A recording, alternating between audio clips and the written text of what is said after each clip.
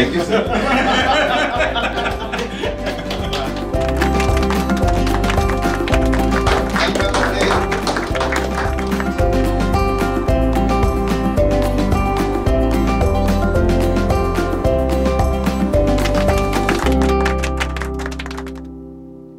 काफी टाइम से दृष्टि पे आपको देख रहे थे एक चेहरे की तरह की यूपीएससी पीसीएस एग्जाम का जो एक फेस दृष्टि का कहीं ना कहीं मीडिया पे आपको, तो हमें था कि वो प्रोडक्शन लेवल, मतलब हम लोग अपना कंटेंट इनोवेशन बहुत करते हैं, बट आपका कंटेंट देख के लगा कि हम और भी ज़्यादा आगे लेके जा सकते हैं इस चीज़ को अगर हम आपको अपनी टीम में शामिल कर लें। तो वहीं से कॉन्वर्सेशन स्टार्ट हुआ और धीरे धीरे बातों से बातें बनती चली गई। और पहली बार जब कॉल पर हमारी बातचीत वैसे हुई थी कि लंच करते हैं, मैं बेसिकली लंच में इंटरेस्टेड था। इस कंपनी के बारे में मैंने सुन रखा था ना, केवल मैं जानता नहीं था। ये पता था कि बहुत यंग लोग बहुत बड़ी चीज़ क्रिएट की है उन्होंने। तो मैंने एक दिन इनसे पूछा कि भाई आप सारे लोग अलाइंड हैं इस फैसले पर? आपका मैंने वैसे तो ज़्यादा नहीं देखा था, लेकिन एक बहुत पुराना वीडियो कभी शायद देखा था मैंने, जिसमें मुझे स्मरण है कि शायद वो उसमें आप कुछ बच्चों के साथ कुछ बात कर रहे थे। अच्छा, कुछ ऐसे बात हुई कि पता नहीं किसी बच्चे का नाम शायद अमित शाह था। अच्छा। फिर वो हंसने लगे क्लास में, और वो शायद मेरे दिमाग में कुछ एक वो पुराना रह गया था, कुछ ऐसा कुछ। तो फिर उसके बाद वीडियो देखे आपके साथ। ओके। फिर देखा कि भाई वास्तव में मतलब जैसे न्यूज़ पढ़ते हैं या जो भी, बहुत अलग तरह का कंटेंट है जो हमने कभी बनाया नहीं। तो बस फिर मेरा तो क्या था, मोहित ने जब सबने फिर कंपनी में डिसाइड कर लिया था, फिर मैंने कहा गो अहेड। तो मैं तो बेसिकली 2 साल पहले तक यूट्यूब पे कंटेंट देखता था। लगभग 1.5-2 साल से तो मैं नहीं देख रहा हूँ, क्योंकि मैं अपना कंटेंट मैंने काफ़ी बढ़ा दिया है, तो उससे फुर्सत नहीं मिलती ज़्यादा। लेकिन यूट्यूब पे अभी भी मैं बीच बीच में देखता रहता हूँ कि जैसे क्या चल रहा है, कोई क्या डाल रहा है कंटेंट वगैरह। एक क्योंकि वो कंटेंट का जीन अभी भी है, अभी भी कंटेंट का वो है, तो वो था। फिर ऑब्वियसली हम भी चाहेंगे यहाँ पे जो कंटेंट की प्रोडक्शन क्वालिटी है वो काफ़ी अच्छी हो जाए, तो उसमें ऑब्वियसली आपका मेन रोल रहेगा ही। और बाकी आप एज अ टीचर भी आपके अंदर, क्योंकि वो टीचर वाली बात भी है, तो वो भी आप करते रहिए जो भी आपको करना है। पूरी क्रिएटिव फ्रीडम तो हमारे यहाँ हमेशा ही रही है। तो कंटेंट पे हमारा डे 1 से ही बहुत ज़्यादा फोकस रहा है स्टडी IQ चैनल का। तो कहीं ना कहीं आपका कंटेंट देख के हम काफ़ी प्रभावित थे कि यार इस तरह की चीज़ स्टडी IQ चैनल पे क्यों ना करी जाए। और अब रिसेंटली हमने 12 मिलियन भी क्रॉस किए सब्सक्राइबर्स, तो उतनी जनता तक जो रीच है उस कंटेंट की वो होनी चाहिए। तो कहीं ना कहीं एक यूनानिमस डिसीजन ये बना कि हमें आपको ऑन बोर्ड करना चाहिए। मैं बताता हूँ कि मैंने क्यों ज्वाइन किया। जब मेरी मुलाकात हुई, जब आपका कॉल आया था, तो मैं ऑफिस में था, तो आपसे बातचीत करके ठीक लगा। और फिर बातचीत ये हुई कि हम इस बारे में बात नहीं करेंगे कि ज्वाइन करने और ना करने, हम लंच करेंगे बेसिकली। तो हमारी जो पहली मुलाकात थी लंच की मुलाकात थी, और हमने ज़्यादा पनीर वगैरह पर ज़्यादा ध्यान दिया कि पनीर की क्वालिटी, ना कि कंटेंट की क्वालिटी पर बात करें, पनीर की क्वालिटी पर ज़्यादा ध्यान दिया। बट सेकंड मीटिंग हमने उसी समय ये किया कि हम लोग जल्दी मिलेंगे, कुछ आइडियाज़ पर बात करेंगे। और मेरे मन में था कि भाई क्यों, मतलब आप क्यों चाहते हैं कि यहाँ आए, इनके मन में भी कई सारी चीज़ें होंगी। तो हम लोग जब सेकंड मीट में बैठे तो एक बहुत अच्छी वजह जो इन्होंने बताई, जिससे मैं इतना ज़्यादा परिचित नहीं था, तो इन लोगों ने बहुत अच्छी वजह बताई कि हमारा विज़न क्या है। और मैं स्टडी IQ के विज़न से 100% न सिर्फ सहमत हूँ बल्कि उसमें कंट्रीब्यूट करना चाहता था। विज़न वो था जो अफोर्डेबल एजुकेशन का।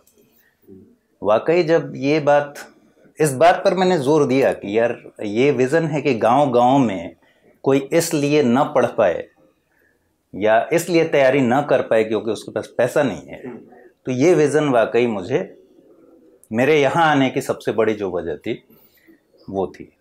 तो अफोर्डेबल एजुकेशन एक लाइन में जो आपका विज़न था, उसने सेकंड मीटिंग में मुझे इस बात पर सोचने पर मजबूर किया कि नहीं, करना चाहिए। और मैं वाकई आज जैसे मैं देख रहा हूँ माहौल, आप लोगों का डेडिकेशन उसके लिए शानदार है।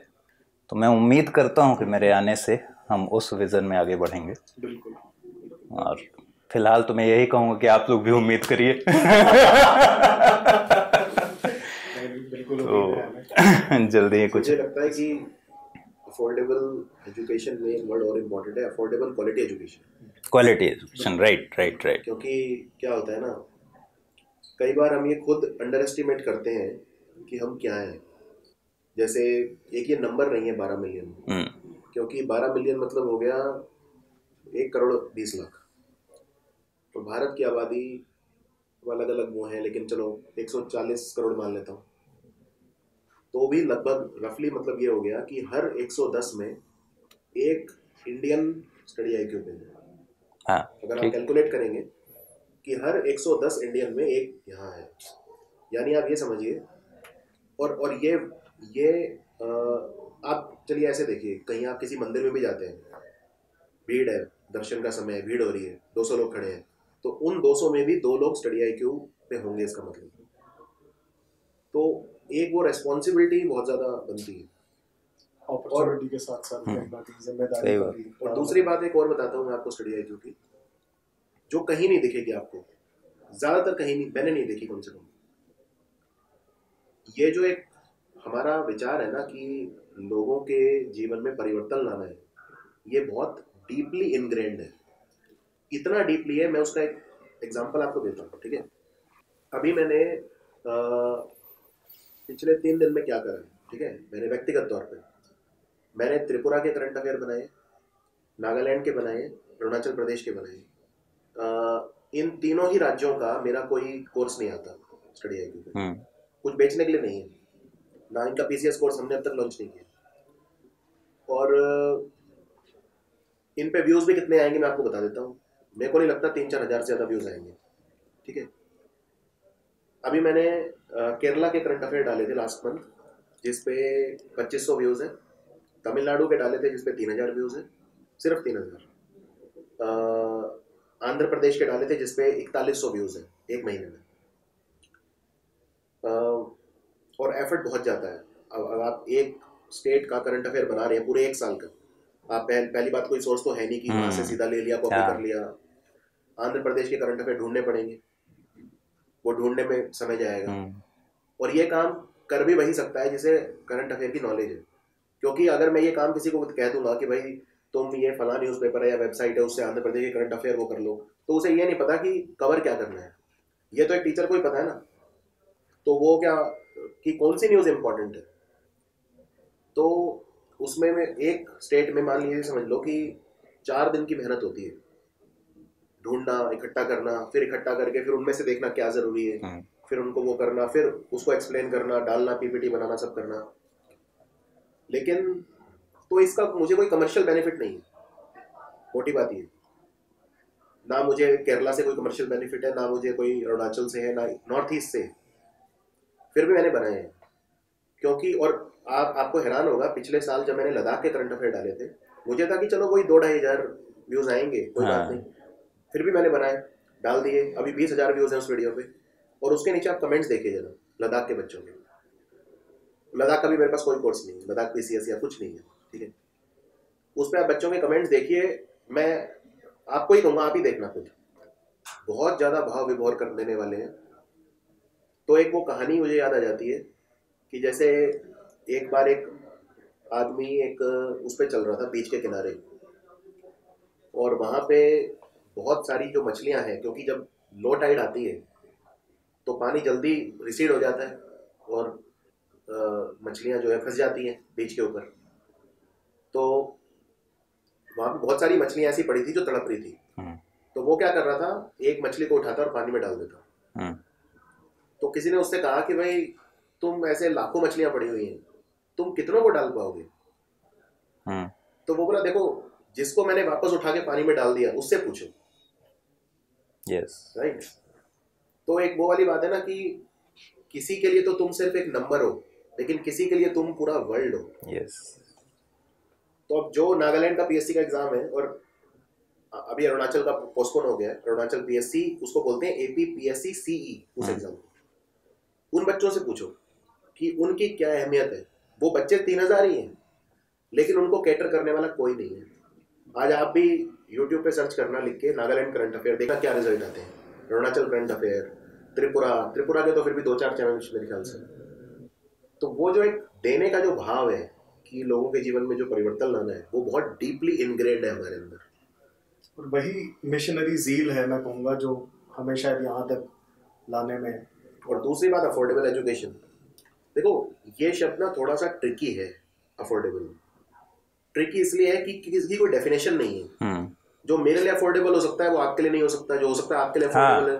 ठीक। अब क्या हुआ, जब हमने यूपीएससी का कोर्स लॉन्च किया था तो एक मार्केट स्टैंडर्ड के हिसाब से रखा था कि मोटा मोटी दिमाग में ये था कि जो दूसरे दे रहे हैं जिसपे हम 1/10वें दाम में देंगे। ठीक।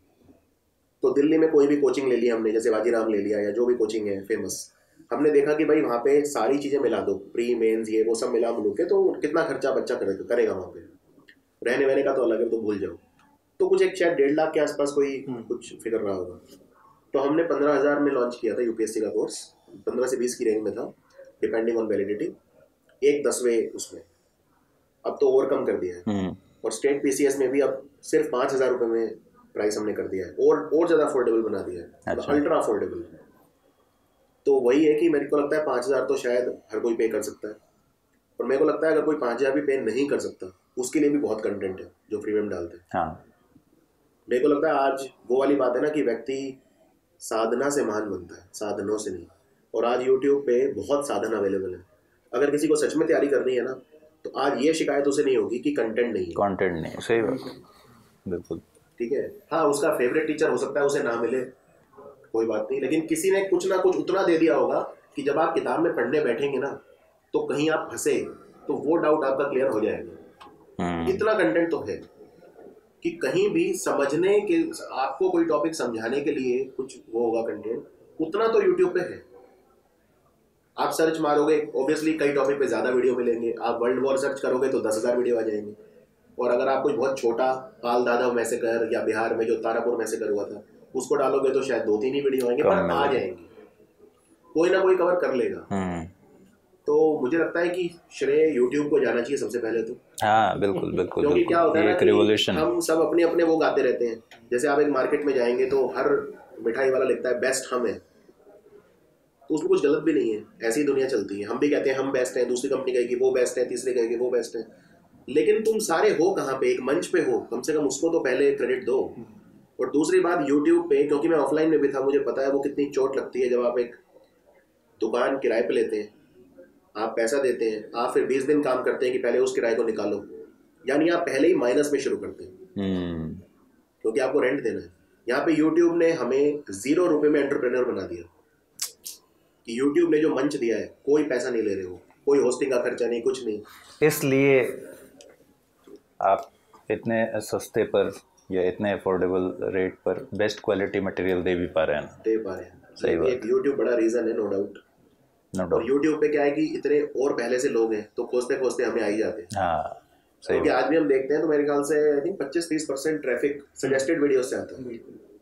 यानी यूट्यूब खुद ही सजेस्ट करता है हमारे वीडियोस, क्योंकि उनका वॉच टाइम बहुत अच्छा है। हमारा वॉच टाइम 7.5 मिनट के आसपास है, जो कि शायद यूट्यूब पे सबसे ज़्यादा है। अगर आप ऐसे देखें कि हमारे वीडियो की लेंथ क्या होती है, 12 मिनट, 13 मिनट, 10 मिनट, उसमें भी एवरेज वॉच टाइम अगर 6 मिनट से ऊपर है, इसका मतलब बच्चा 50% वीडियो से ज़्यादा कंज्यूम कर रहा है।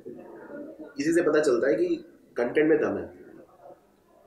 तो नहीं, मैंने आने के पहले बहुत सारे रिव्यू भी देखे StudyIQ के कंटेंट्स को लेकर, काफ़ी पॉजिटिव रिव्यू थे कंटेंट की क्वालिटी को लेकर। StudyIQ को कब ऑब्जर्व करना शुरू किया, मतलब जिसके बारे में? मैंने एक्चुअली मैं जब दृष्टि गया तो उस समय StudyIQ मेरे ख्याल से 4.2 मिलियन के आसपास पहुंच चुका था। अच्छा, ठीक है। तो मैं उस समय देखा करता था कि क्या क्या ट्रेंड, क्योंकि आप लोग निश्चित तौर पर StudyIQ ही था उस समय, एक आध और कंपनियां होंगी, और हम तो स्टार्ट ही कर रहे थे, तो हमारे पास अभी यूट्यूब पर कोई ऐसा प्लेटफॉर्म नहीं था। तो मेरा जो केस स्टडी एक तरह से समझिए StudyIQ ही रहा है। तो काफ़ी अच्छा था। मैंने कई सारी चीज़ें उस समय रीड की, इनफैक्ट आप लोगों का पैटर्न भी रीड किया। मैं उस समय से आप लोग से थोड़ा बहुत परिचित भी हूँ, सारे लोगों से। तो ऑब्जर्व करते करते ये नहीं पता था कि एक दिन मैं स्टडी IQ के साथ में रहूँगा। विज़न को लेकर मुझे इतना आइडिया नहीं था। जब मैं आप लोगों से मिला तब जाकर ये आइडिया लगा कि आप अफोर्डेबल एजुकेशन को लेकर, उसमें क्वालिटी मटेरियल देने को लेकर इतना ज़्यादा टीम काम कर रही है। मुझे एक कंपनी के बतौर था आइडिया, इस लेवल पर, वॉर लेवल पर आप लोग ये सोचकर आगे बढ़ रहे हैं, ये आइडिया नहीं था। और इसीलिए पहले मैं पनीर पर यही बात रह गई, और दूसरे में फिर जब ये बात आई तब जाकर लगा कि नहीं, ये ठीक है कि इसमें कंट्रीब्यूट करना अपने आप में एक कॉज है। बाकी बीच बीच में जब आप किसी चैनल को चला रहे होते हैं, उसको रन करा रहे, उसका मैनेजमेंट संभाल रहे होते हैं, तो बाकी चैनल्स को इंसान देखता है। तो मैं देखता रहा हूँ शुरू से, मेरी आदत थी, मैं रोज़ रात में कुछ चैनल्स को रीड करता था कि भाई कैसे चल रहा है, क्या रिक्वायरमेंट्स, क्या नया करने की ज़रूरत है। तो अंडर ऑब्जर्वेशन शुरू से रहा है। तो अभी अमृत आगे का आप मतलब कैसे सोचते हैं कि स्टडी IQ यूट्यूब चैनल को नेक्स्ट लेवल पर कैसे देख रहे हैं? मैं जो समझ पा रहा हूँ कि मेरे आने के बाद से अगर कुछ वैल्यू एड ऑन होगा, वो है कि हम कितना स्टूडेंट्स फ्रेंडली बना पाएंगे अपने वीडियोस को और कंटेंट को। तो उसमें कुछ प्रोडक्शन क्वालिटी, जैसा कि हम लोगों ने जिक्र भी किया, प्रोडक्शन क्वालिटी भी उसका इम्प्रूव करेंगे, क्योंकि मेरा पूरा बैकग्राउंड रहा है मीडिया का। और साथ में मेरा मानना है कि जब बच्चा सुनता है, जैसे मैं एक प्रोग्राम ऑडियो में किया करता था, उसका बहुत शानदार रिस्पॉन्स था, जबकि ऑडियो के प्रोग्राम्स जनरली लोग उतने अच्छे से उस समय वो नहीं करते थे। हाँ, उनको देखने में ज़्यादा इंटरेस्ट था। तो मैंने बहुत सारे उसमें मॉडिफिकेशंस किए थे, मॉड्यूलेशंस किए थे। जैसे मेरे अपने बोलने की रफ्तार तेज़ है वॉइस ओवर में, जो पहले किया करता था, या फिर जिस इंडस्ट्री से आया था वहाँ की रिक्वायरमेंट अलग थी। बट मैंने स्टूडेंट्स के लिहाज से उसमें बहुत ज़्यादा ठहराव शुरू किया, और उसका रिस्पांस बहुत अच्छा मिला। मतलब बच्चे शुरू में मुझसे जुड़े हुए थे, जो वो मेरी आवाज़ से जुड़े हुए थे। एक सेमिनार में एक IAS सेलेक्टेड हुए थे, उनके साथ एक सेमिनार में पहली बार ये हुआ कि मैं स्टेज पर गया, तो मैंने कहा कि भाई उसी प्रोग्राम का नाम लेकर कि इस प्रोग्राम में आपका स्वागत है। तो बच्चे पहचान गए कि अच्छा ये तो फर्स्ट अपीयरेंस वो था।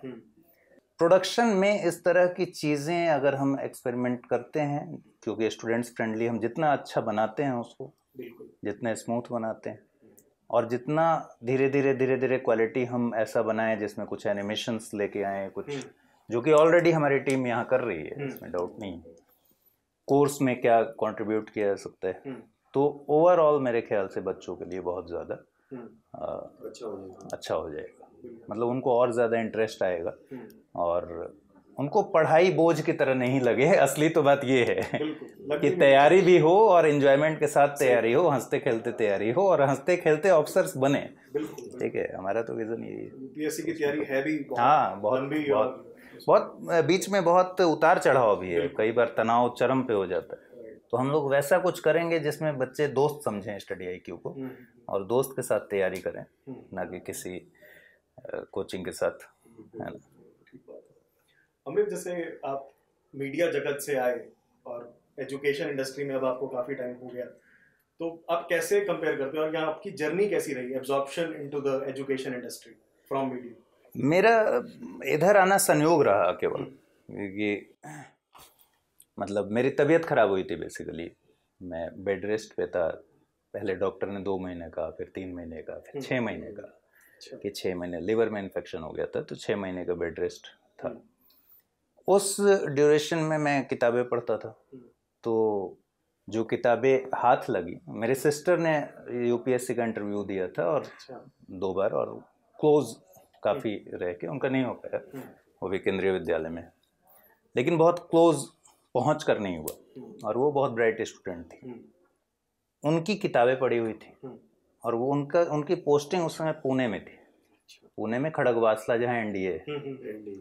तो NDA वाला माहौल ऐसा था जिसमें बेड रेस्ट करने के लिए बेस्ट जगह कि पूरा ग्रीन है एकदम। तो वहाँ मैं रिकवरी मोड में चल रहा था, और किताबें पढ़ने के लिए वही थी। तो मैंने बिपिन चंद्रा, अच्छा। और ये सब किताबें उठा ली। अभी तक की पढ़ाई लिखाई में ना मेरा इधर ओरिएंटेशन नहीं था। मतलब मैंने बिपिन चंद्रा को पढ़ते हुए फील किया कि यार हिस्ट्री इतने इंटरेस्टिंग वे में प्रेजेंट किया गया है। फिर मैंने उसको कंटिन्यू किया। अच्छा। फिर मैं दिल्ली आया तो विकास देवकीर्ति सर के पास मुलाकात हुई।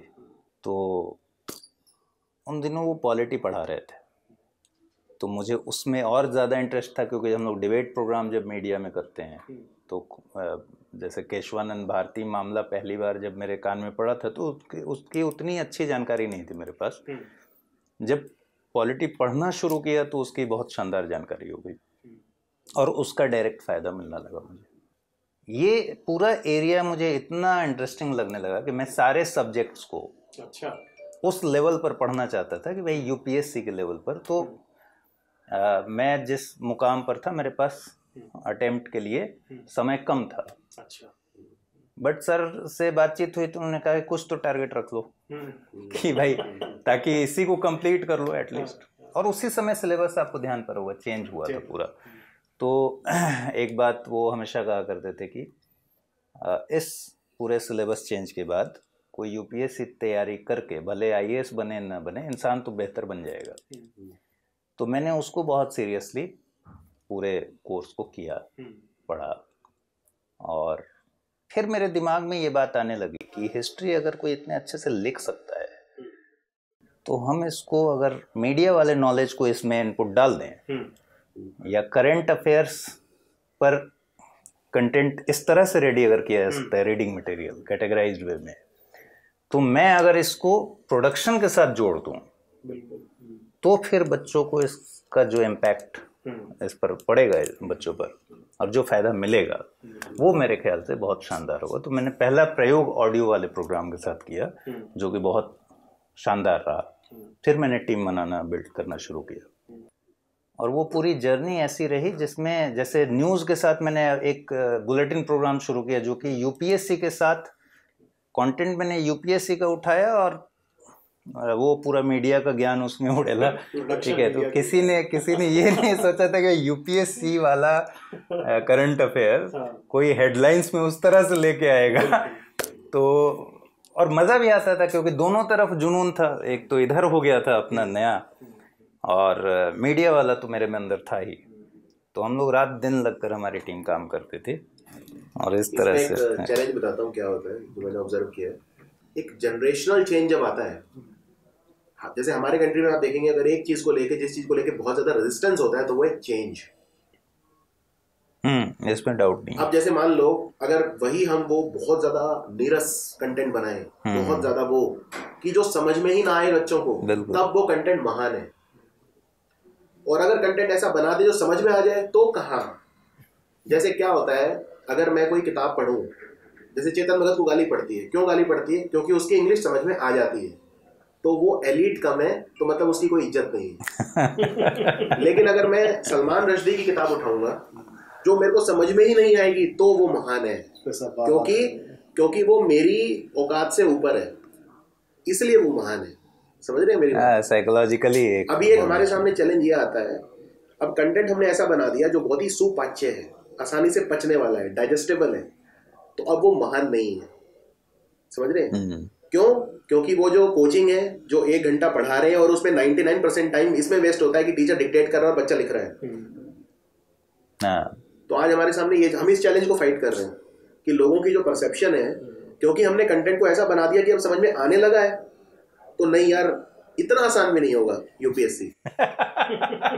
नहीं, कुछ ये तो बात सही है, कुछ तो गड़बड़ है। ठीक है, काश कुछ ऐसा मिल जाए जो समझ में ना आए, तो मैं कम से कम अपनी अयोग्यता छुपा तो पाऊंगा कि कल को मैं ये कह पाऊंगा कि वो टीचर अच्छा नहीं था, यूपीएससी क्लियर नहीं हुआ था। आज मेरे पास अपनी अयोग्यता छुपाने के लिए कुछ नहीं है, क्योंकि सारा कंटेंट समझने वाला है। यानी कि आज मेरा एग्जाम क्लियर नहीं हो रहा तो अपनी अयोग्यता या अपनी मेहनत के कारण हो रहा है। मैं काम नहीं कर रहा, मैं लेजी हूँ इसलिए हो रहा है। सही बात है, राइट।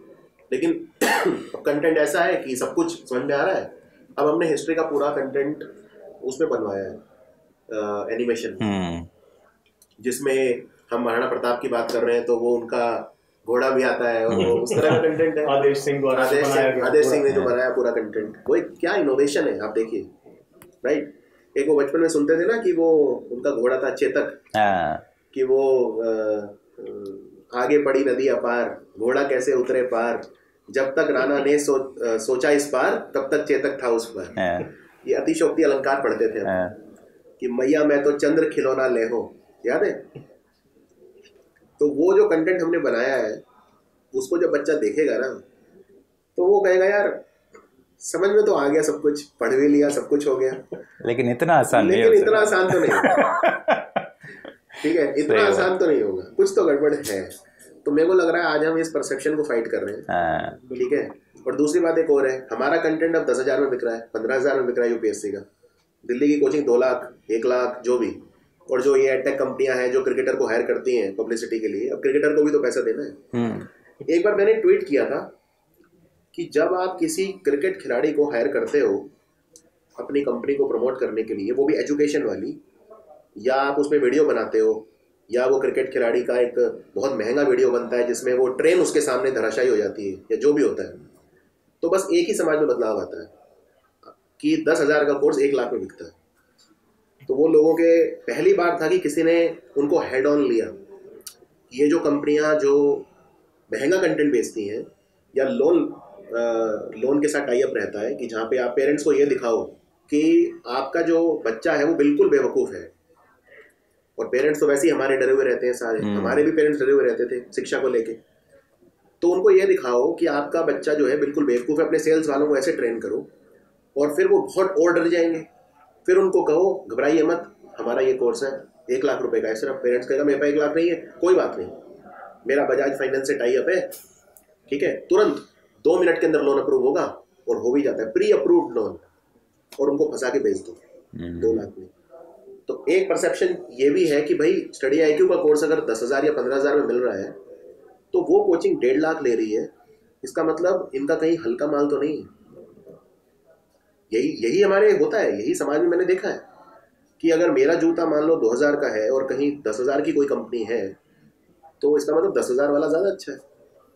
तो मेरे को लगता है हम सबके सामने ये चैलेंजेस आएंगे। आप अभी नए आए हैं हमारी कंपनी में, तो मुझे लगता है ये चैलेंज तो आप भी फाइट करेंगे। ये जो अफोर्डेबल एजुकेशन कहना आसान है, लेकिन अफोर्डेबल एजुकेशन चैलेंजिंग है, इसमें कोई डाउट नहीं। लेकिन अफोर्डेबल एजुकेशन जो दे रहा है वो किन कांटों के साथ सोता है, ये सिर्फ वही जानते हैं। बिल्कुल बिल्कुल। तो ये चीज़ है, बस यही मेरा कुछ एक्सपीरियंस है जो आपके साथ शेयर आज मैंने किया। बाकी तो हम जब साथ काम करेंगे ऑब्वियसली आप देखेंगे कि हाँ सही बात नहीं, ये इससे मैं अग्री करता हूँ। ये साइकोलॉजिकल एक है परसेप्शन जिससे फाइट करना पड़ेगा। तो मैं स्वागत है वैसे तो थैंक यू। मैंने आप देखा था आपका एक वीडियो अभी पीछे वायरल हो गया था, 4 लाख 5 लाख लोग देख चुके थे। तो आप जब ये अनाउंस करेंगे कि आपने स्टडी IQ ज्वाइन कर लिया है, वो भी वायरल हो जाए तो ज़्यादा अच्छा है। क्योंकि क्या होता है कि ये जो छोटे चैनल है या जो थोड़े, ये इनको मसाला मिल जाता है कि वहाँ क्यों छोड़ा, कुछ लड़ाई हुई होगी, कुछ वो हुई होगी। अब पिछले साल हमारे कई टीचर छोड़ गए थे, तो आप मेरे ख्याल से 100+ वीडियोस अपलोड हुए थे। तो ये लोग क्या करते हैं, थंबनेल पे मेरा फोटो डाल देते हैं, ठीक है, और जो टीचर गया उसका डाल देते हैं, और फिर टाइटल डालेंगे घमंडी गौरव ने उसको कैसे लात मारी। अच्छा, और टीचर जो उसमें होगा वो प्लीज मुझे मत निकालो। थंबनेल पे टीचर का फोटो रहेगा और नीचे लिखा रहेगा प्लीज मुझे मत निकालो, और मेरी फोटो रहेगी ऐसे करते हुए निकल जा। और उसमें 1 लाख व्यूज एक दिन में आ जाएंगे। 1 लाख व्यूज आ जाएंगे मतलब वो यूट्यूब से जो भी वो तुरंत क्विक कैश या जो भी मिल जाएगा। तो मैं चाहूंगा कि जो अच्छा, एक हमारा टीचर गया था पिछले साल, उसने क्या करा, इसीलिए सही चीज करी, उसने खुद ही वीडियो डाला कि मैंने स्टडी IQ क्यों छोड़ा, और उस पर काफी फिर व्यूज आ गए। जब उस पर उतने व्यूज आ गए तो फिर वो स्कोप नहीं बचा अब कि छेड़छाड़ करो या कुछ करो। चलिए बढ़िया है, ये मैं भी ये वीडियो डाल दूंगा फिर। ये डाल देना, मैं चाहूंगा इस पे बहुत वीडियोस आए कि कोई कंट्रोवर्सी या कोई र्यूमर्स 50 तरीके के चलते हैं, इसमें कोई डाउट नहीं है। मैंने भी अपने बारे में कई ऐसी सूचनाएं सुनी इस बीच जो मुझे खुद नहीं पता। कुछ लोगों ने तो इनफैक्ट कहा कि विकास सर से कोई अनबन हो गई है, तो एटलीस्ट विकास सर का जिस लेवल पर सम्मान है ये सब तो बड़ी अजीब सी बातें हैं, सुन के भी बहुत अजीब लगता है कि सर ऐसे क्या ही है। तो असल में आजकल हर व्यक्ति एक जंग लड़ रहा है, और वो जंग है कि दिमाग बहुत तेज चलने लगा है। तेज से मतलब यहाँ पे ये नहीं है कि वो बहुत बुद्धिमान हो गया है या उसमें विजडम बहुत आ गई है, वो बोर जल्दी हो जाता है, उसे हर वक्त स्टिमुलस चाहिए। तो हर व्यक्ति ये जंग लड़ रहा है। अब होता क्या है ना, मैंने यहाँ तक देखा है कि आजकल जब लोग गाड़ी चलाते हैं और सामने रेड लाइट आ जाए, उसमें भी उस 60 सेकंड में भी लोग मोबाइल निकाल लेते हैं बाहर। मैंने यहाँ तक देखा है। इवन आप देखेंगे कि लोग जब फिल्म भी देखते हैं ना, आजकल ओटीटी पे हैं तो गाना आगे निकाल देते हैं, ठीक है, और अगर थिएटर में देख रहे हैं तो वो गाने के दौरान भी वो मोबाइल 5 मिनट निकल जाता है। तो आज के समय में हर व्यक्ति एक जंग लड़ रहा है, वो है नीरसता से जंग। क्योंकि हम अपने दिमाग को बिजी रखने को ही एंजॉयमेंट समझने लगे हैं, तो उसमें हर वक्त स्टिमुलस चाहिए। अब उतना स्टिमुलस कुछ रोजमर्रा की जिंदगी में है नहीं, यानी स्टिमुलस क्रिएट करा जाता है फिर, राइट। अब जैसे न्यूज वाले क्या कर रहे हैं, जबरदस्ती की वॉर करवा रहे हैं, जबरदस्ती का वो करवा रहे हैं, जबरदस्ती के बम फोड़ रहे हैं, जबरदस्ती के क्यों? क्योंकि लोगों को भी वो चाहिए। सही बात। कितने टाइम आदमी घर पे खाली बैठेगा, उसे न्यूज तो चाहिए, और न्यूज इतनी रोजमर्रा की जिंदगी में होती नहीं, तो फिर न्यूज क्रिएट करो। अब YouTube पे भी आप देखेंगे जो सेंसेशनल कंटेंट आता है इतना ज्यादा, राइट, इतना ज्यादा सेंसेशनल कंटेंट आता है कि मतलब कोई सीमा ही नहीं। तो मुझे लगता है कि जो डिजिटल मीडिया है ना, या एडुटेक जिसे हम कहते हैं, इसने जो अच्छे बच्चे हैं उन्हें और अच्छा बना दिया है, रादर देन कि जो हल्का बच्चा है उसे प्रोपेल किया है। क्योंकि हल्का बच्चा आज भी उन्हीं चीजों में फंसा हुआ है, अब बल्कि और फंस गया है, क्योंकि उसके सामने और ज्यादा विकल्प और ज्यादा डाइवर्सिटी, विविधता इस तरह के कंटेंट की आ गई है। तो मुझसे पूछा गया था कॉन्फ्रेंस में, यूट्यूब ने इन्वाइट किया था कि एड्यूटेक ने आपके हिसाब से कितना परिवर्तन लेकर आया है। मैंने कहा परिवर्तन तो आया है, पॉजिटिव आया है, सब कुछ है, लेकिन एड्यूटेक हैज मेड, या free content has made the good into better and not the poor into good. ये बदलाव से भी आप देखेंगे धीरे धीरे, जब आप और वीडियोस बनाएंगे तो ये चीज आप कमेंट्स में भी देखेंगे लोगों के। बिल्कुल बिल्कुल। हल्का बच्चा आज और ज्यादा हल्का हो गया मेरे ख्याल से, क्योंकि इतना वो खो गया है चीजों, उसको पता ही नहीं कि क्या। लेकिन जो अच्छा बच्चा है उसके सामने और ऑप्शंस आ गए हैं, तो वो और अच्छा हो गया। तो एक चैलेंज ये भी आएगा, और जो हम वो 80-20 वाला रूल नहीं है, किसने, अरिस्टोटल ने, किसने, प्लेटो ने, वो इसमें भी है और आने लग गया है वो 80-20 वाला। तो फायदा वही है कि जैसे 20% लेंगे जो है 80% वो हो जाएंगे। और इवन YouTube पे भी आप देखें, हमारे जो 80% कमाई होती है चैनल पे, वो शायद 20% वीडियो से होती है। तो ये 80-20 वाला एटेक में भी अप्लाई होता है। बिल्कुल सही बात है, ये भी एक चैलेंज है। गौरव ने जो मीडिया की बात भी कही, मेरे को लगता है मीडिया IQ एक काफी इंपॉर्टेंट रोल इस चीज में भी प्ले कर रहा है कि जो गैप मीडिया इंडस्ट्री में आ गए हैं, हाँ, ये इन टर्म्स ऑफ इंफॉर्मेशन देने में, बिल्कुल उसको भी हम इनफैक्ट तो अच्छी खासी तादाद है लोगों की जो इस प्लेटफॉर्म से न्यूज की भरपाई कर रहे हैं। हाँ, मतलब उनको पता है कि ये ऑथेंटिक बातें होंगी और इसमें बहुत आज 12 मिलियन सब्सक्राइबर हुए। मेरा ट्वीट देखना मैंने क्या किया है, उसमें मैंने क्या लिखा है। मैंने लिखा है कि आने वाले समय में मैंने आभार व्यक्त किया, और आभार व्यक्त मैंने सिर्फ स्टूडेंट्स का नहीं किया, एस्पिरेंट्स का नहीं किया, क्योंकि 50% व्यूज तो उनके आ रहे हैं जो इसको न्यूज चैनल की तरह देखते हैं। तो मैंने लिखा है कि may we keep serving the evolving aspirations of the audience which includes casual viewers and aspirants. तो इस ट्रस्ट को भी हमें कहीं ना कहीं आगे लेकर जाना है, और उसका दारोमदार जो है हम सब पे है। इनफैक्ट सर्व करते रहे। सबसे ज्यादा रिक्वेस्ट तो यही आती है कि आप अपना न्यूज चैनल स्टार्ट करो। ये जो थोड़ा सा पॉलिश्ड वो है ऑडियंस, मान लो आईटी में जॉब कर रहा है, पूरे दिन बाहर, आप जानते हैं जॉब में कितना होता है, रात को घर आया, अब उसके पास वो टाइम नहीं है कि वो किसी चिल्लाते हुए एंकर को सुने, 1 घंटे की हिंदू मुसलमान डिबेट देखे, वो देखे। उसे पता करना है कि क्वालिटी क्या, एग्जैक्ट क्या हो रहा है, राइट। तो वो 10 मिनट में कहीं मिल जाए, उसके लिए वो अब स्टडी IQ देख रहा है, या उसके लिए वो जो दूसरे चैनल है इस तरह के बहुत आ गए हैं मेरे ख्याल से, तो वो उस तरह की मीडिया देख रहा है। लेकिन वो स्केल करना और उन लोगों तक पहुंचना जो नॉन डिजिटल है, जैसे हमारे पेरेंट्स हैं, वो अभी न्यूज़ चैनल ही देख रहे हैं, और न्यूज़ चैनल से बताऊँ तो चली उस जनरेशन से रहा है। न्यूज़ चैनल अब धीरे धीरे इररिलेवेंट हो रहे हैं। तो मेरे को लग रहा है आने वाले आज से आप 10-15 साल में देखेंगे तो मुझे नहीं लगता न्यूज़ चैनल्स कोई बहुत ज़्यादा बचेंगे। जब हम 45-50s में पहुंच जाएंगे तो, क्योंकि हमारा वो उस तरह का वो है नहीं, तो न्यूज़ टीवी बस उसलिए बचेगा कि किसी ने मैच देखना है। मैच वगैरह भी अब शायद हॉटस्टार हाँ, सब देख ही रहे हैं ओटीटी प्लेटफॉर्म पर। टीवी के फ्यूचर को लेके सच बताऊं तो मैं बहुत ज़्यादा आश्वस्त नहीं हूं। आज मॉर्निंग में ही मैंने यहाँ अभी शिफ्ट किया ना, तो मॉर्निंग में मैं वाईफाई लगवा रहा था, तो एक दोस्त और है मेरे साथ, उनके घर केबल टीवी का वो वायर देखा मैंने, केबल देखा, नहीं क्यों लगवाया भाई क्योंकि पिछले 2 साल से मैंने किसी इससे नहीं, डीटीएच वगैरह से यूज़ नहीं किया है मैंने, सब ओटीटी पर ही देखा है। तो न्यूज़ भी आ जाता है, सब कुछ एंटरटेनमेंट इंफोटेनमेंट सब कुछ है, तो ये तो बात सही है। फास्ट चेंजिंग बहुत बहुत बहुत। परसों मैंने 6 महीने के बाद टीवी खोला था। हाँ, वो भी एक वो मैच था रियल मैड्रिड और उसका मैनचेस्टर सिटी का। 6 महीने के बाद मैंने टीवी खोला था देखने के लिए, और मुझे ये था कि यार कहीं ऐसा ना हो कि टीवी खोलूं और वो रिचार्ज ना हो, नहीं, हाँ रिचार्ज लेकिन वो हाँ, या आउट ऑफ सर्विस हो। यही होता है कि जब देख रहा हूँ तब वो आउट ऑफ सर्विस होता है। सही बात। चलिए इसको फिर जर्नी को आगे बढ़ाते हैं मिलकर, ठीक है। Thank you very much, thank you very much भाई। अभी कोविड गया नहीं कि हाथ मिला